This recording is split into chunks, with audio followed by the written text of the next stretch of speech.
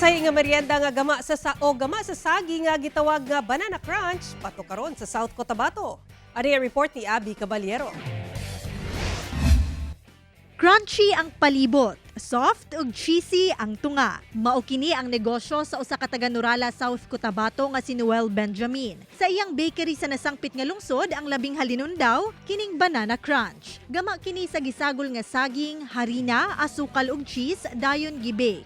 Amo gini siya nga amon nga specialty gid nga kung mga highlight sa amon nga bakery. Mapalit kini sa 20 pesos for 3 pieces. Yummy siya, ma'am. Wala ging tipid sa ingredients. Atul sa ilang pag-renew og business permit, nasayrang sila lang daw ang gabaligya og maong produkto sa tibuok South Cotabato. Sumala ni Noel, tulo ka tuig na ang milabay sukad gisugdan niya ang maong negosyo. Kapin gatos lang daw ang iyang mahalin sa una. Apan karon, makahalin na matud pa siya og kapin 3,000 pieces matag adlaw. Ug kung dunay kapistahan, moabot og kapin 15,000 pieces ang mahalin. Kini nagpasabot daw nga ugaling dunay mga pagsulay sa negosyo, dili ang ayang mo surrender dayon. Gawa sa mga kabtangan nga napundar ni Noel tungod sa maong negosyo, nakahatag sab siya og panginabuhian sa iyang banay ug mga higala.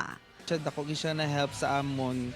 Damo ko na hire nga mga tao para matagaan sa mga trabaho. Kauban si Gary Balantay sa kamera. Ako si Abby Caballero para sa One Mindanao.